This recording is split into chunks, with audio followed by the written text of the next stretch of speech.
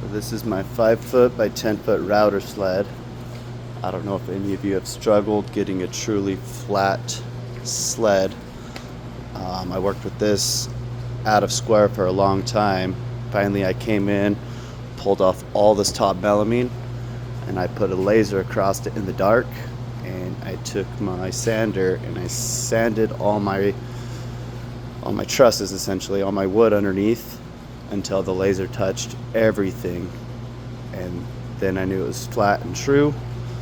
Also, these do tend to get some warp in them, so I went ahead and mounted them on angle iron. They stay nice and true.